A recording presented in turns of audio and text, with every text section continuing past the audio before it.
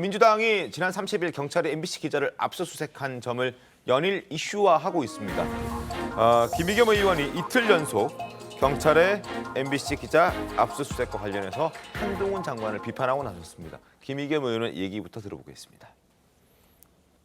한동훈 장관이 이번 사건으로 복수의 화신으로 등극을 했다. 전형적인 깡패 짓이죠. 한동훈 장관은 정말 검은 뿔테 안경을 쓴 깡패다.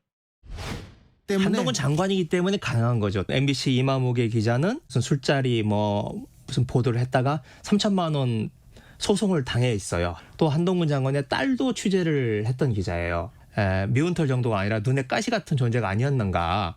그래서 한동훈 장관의 개인적인 감정이 녹아있는 이런 압수수색이 아닌가. 네. 이렇게 지금 생각이 듭니다. 이건 정도를 벗어나도 한참 넘었다고 생각합니다. 김의겸 의원이 한동안 조용했는데 한동훈 장관과 관련해서 이제 비판의 목소리를 또 연이틀 내고 있습니다.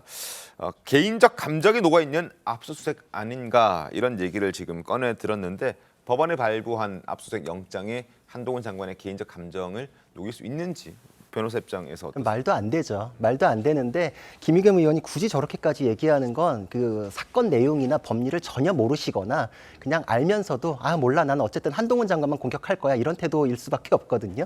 이 내용을 보면 한동훈 장관은 피해자일 뿐이지 사건의 고소인조차도 아니에요.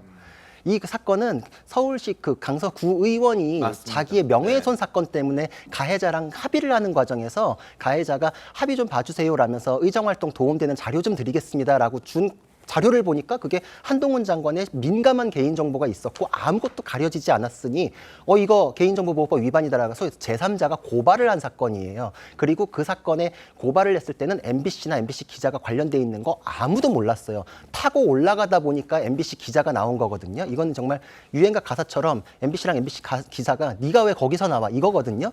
아무도 몰랐어요. 근데 무슨 보복성이고 표적이에요. 그러니까 말이 아무것도 안 돼요. 게다가 한동훈 장관은 피해자로서 이 사건에 관여도 안 했지만 할 수도 없고 사건은 경찰이 하고 있고 그리고 네. 압수수색 영장 실무에 대해서 제가 잠깐 얘기해드리면은 수사기관에서 피의자의 신체, 소지품, 주거지, 차량 이렇게 항목을 쭉 적어요. 그럼 판사가 사건 필요성을 보고서 삭선을 그어요. 필요 없어. 그래서 남긴 것만 압수수색이 가능해요. 근데 그걸 통과해가지고 나왔으면 혐의 소명이 충분히 됐고 필요성이 있다는 걸 법원이 인정한 거거든요. 그러니까 김의겸 의원은 지금 법원에 대해서 굉장히 모욕하고 무시하는 발언을 하고 있는데 이게 정말 앞뒤 맥락도 없이 이런 식으로 하시는 거는 한동훈 장관 개인에 대해서도 인격적으로 이제 예의도 아니고 법원에 대해서도 사법부에 대한 존중이 조금도 없고 사건에 대해서 파악이 안 됐거나 왜곡하고 있다. 이런 평가를 할 수밖에 없습니다. 알겠습니다. 한동훈 장관 목소리도 한번 들어볼까요? 자신은 피해자라고 선을 긋고 있습니다. 전혀 관여하지 않았다라는 주장을 하고 있거든요. 들어보도록 하겠습니다. 누군가를 억지로 해코지하기 위해서 주민등록번호나 수십 년간의 주소 내역이라든가 이런 부분이 담겨 있는 개인정보를 유포하고 그리고 악용하는 것이 드러나는데도 그냥 넘어가면 다른 국민들께도 이런 일이 있어도 당연한 것이 될 겁니다. 어떤 누구를 해코지하기 위해서 불법적인 정보를 유포하고 그걸 악용하면 안 되는 거는 누구나 동의하지 않겠습니까? 자, 그리고 민주당도 여기에 목소리를 보태고 있습니다. 최강호 의원을 비롯해서 문재인 정부 청와대 출신 인사들이 MBC 기자 압수수색과 관련해서 비판의 목소리를 내고 있는데요. 어떤 얘기를 하는지 들어보겠습니다.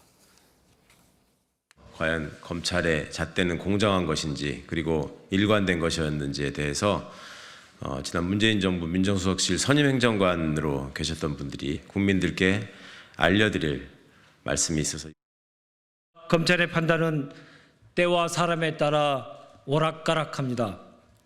2019년 당시 자유한국당 주광덕 의원은 정상적으로 입사할 수 없는 조국 전 법무장관의 딸 조민양의 고등학교 생활기록부를 공개했고 시민단체 고발에 의해 경찰은 수사 절차에 따라 주광덕 의원에 대한 통신영장을 신청했지만 검찰은 필요성이 없다며 법원에 영장을 청구하지 않았습니다. 여기서 또 조국 전 법무부 장관이 등장을 합니다. 노동일 교수님, 일단 민주당에서는 지금 당시 조 전 장관의 딸 조민 씨에 대해서 뭔가 공개할 수 없는 정상적인 루트로는 확보할 수 없는 자료를 공개를 했음에도 불구하고 지적하지 않았고 이번에는 지적을 하고 있다. 또 과잉 수사다 이런 지적들을 하고 있어요. 글쎄 뭐 어떤 경우든 누구든 뭐 과잉 수사를 해서는 안 되는 거죠. 당연히 그건 뭐 원칙적으로 분명한 것이고 그런데 저 뭐 나온 분들이 당시 청와대에 있었다는 분들인데 팩트를 제대로 알지 못하고 나왔네요.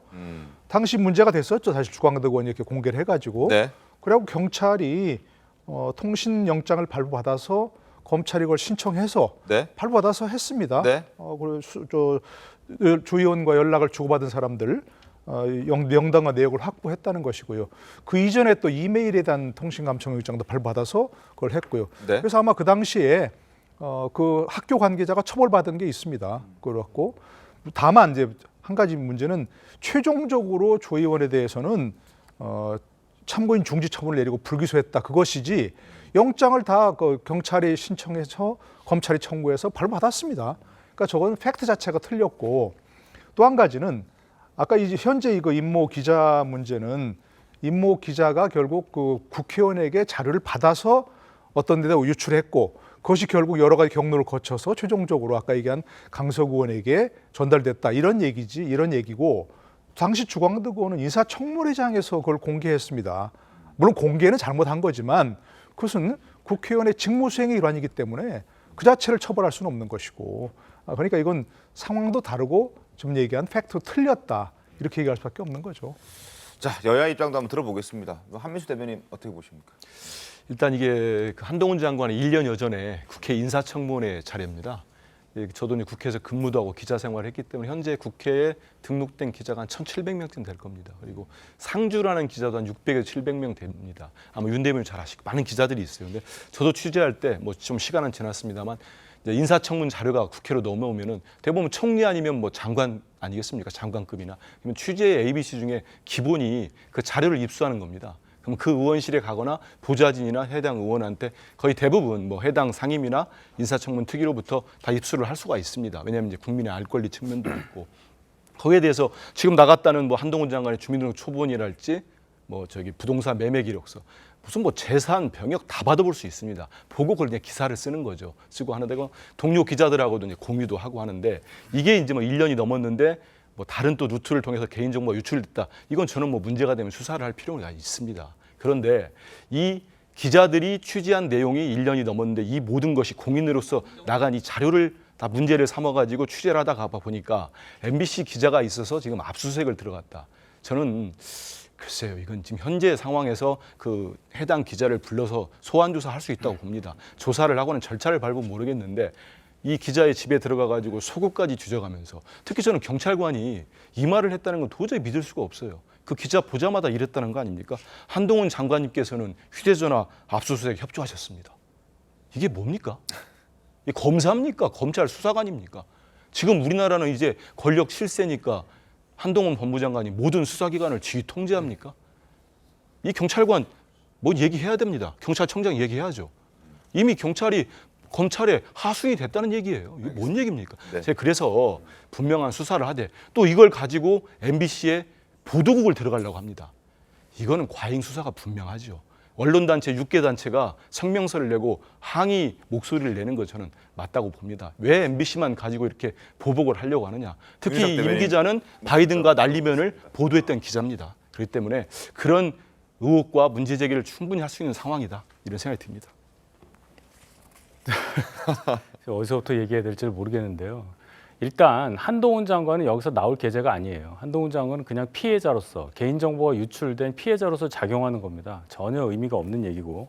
자, 일반 국민일 경우에 그런 압수수색 영장을 집행당할 때 어떻게 되느냐를 정확하게 비교를 해보면 MBC 기자에 대해서 한 것이 과연 그런 과잉인 집행이냐 아니냐 그걸 판단해야 될 것 같아요. 방금 전에 MBC 편집국 보도국에 들어가려고 했다는 것에 대해서 말씀을 하셨는데 어찌되었건 법원에서 영장을 발부했기 때문에 거기를 간 겁니다. 경찰에서. 그런데 우리나라에서 글쎄요. 방송국이 치외 법권 지역은 아니잖아요. 법원에서 발부한 영장 집행이 거부가 됐다. 이 법치주의 사회에서 있을 수 있는 일이냐 이런 지적을 안 할 수가 없습니다. 우리나라 어떤 회사나 단체가 법원에서 받은 압수수색 영장의 집행을 거부할 수 있는 그런 상황이 있었습니까? 그런데 왜 방송사만, 왜 MBC만 노조에 의해서 정당한 직무 집행이, 공무 집행이 거부되느냐? 여기에 대해서 비판을 하는 게 맞지 이것을 옹호할 어떠한 논리도 없어요. 법원에서 발부한 영장입니다. 한동훈 장관이 발부한 게 아니고요. 법원에서 인정을 해서 법원에서 판사가 발부한 영장을 집행하는 겁니다. 이 부분에 대해서 얘기를 해야지 무슨 뭐 기자가 압수수색 당하는 과정에서 뭐 속옷을 어떻게 했다더니 이런 얘기들은 굉장히 국민적인 어떤 감정을 이렇게 건드려서 본질을 호도할 수 있는 얘기이기 때문에 직접적인 객관적인 사실만 보고 우리가 판단을 해야 되겠다 이런 말씀 드립니다. 그렇죠. 그리고 이거는 기자의 일방적인 주장을 담은 글에서 지금 비롯된 얘기잖아요. 네. 한동훈 장관 휴대폰을 경찰이 와가지고 먼저 얘기할 이유가 있겠습니까? 저는 그냥 옥신각신하는 와중에 핸드폰 내놓으세요 그러니까 한동훈 장관도 안 내놨잖아요. 분명히 기자 그랬을 것 같아요. 저는. 그러니까 그분도 내놨어요. 이런 대화를 중에 잘라가지고 있지 않았을까? 터무니없이 경찰이 그런 얘기했을 거는 정말 상식적으로 생각하기 어렵고 그리고 이 기자에 대해서 우리가 이름도 익명으로 해가지고 모 기자 이렇게 해주잖아요. 근데 이 기자는 그 글에 판사 실명을 적어가지고 저격을 했어요. 이게 사법부에 대한 존중이 있습니까? 그리고 취재를 위해 가지고 자료를 습득하고 기사를 썼으면은 영장 발부 MBC 본사까지 안 해요. 사법부가 절대 그렇게 하지 않아요. 근데 유출이라는 개인정보보호법 위반이라는 별도의 행위 때문에 지금 영장이 나온 것이고 이건 취재의 범위에 포함되지 않습니다. 유튜버한테 넘기는 게 어떻게 취재입니까? 그러니까 이거는 사안이 그 본사 사무실에 대해서는 압수수색 영장 나와요. 근데 그게 언론사일 뿐인 거죠. 그러니까 언론의 자유를 얘기하고 싶으시면 사법부의 존중도 갖춰서 얘기하시지 판사 개인을 이름까지 저격한 우리는 지금 그 기자 실명 얘기 안 하는데 왜 이렇게 예의가 없습니까? 그리고 이거에 대해서 속옷 얘기하시는데 압수수색 할 때 그 장 안에 뭐 들어있는지 우리가 어떻게 하나 열어봐야 알잖아요. 그리고 속옷 있으면 딱 손 놓고서 아 여긴 안 돼 이러나요? 거기에 그럼 뭐 USB 담아놓고 마약 담아놓으면 수사 못하나요? 무슨 말이 안 되는 논리적이지 않은 얘기를 감성적 터치 가지고 어떻게 흐트려 보려고 하는 시도인데 기자분이 이렇게 선전선동으로 쓰는 글 자체가 수준이 이거밖에 안 되나 이런 생각까지도 듭니다.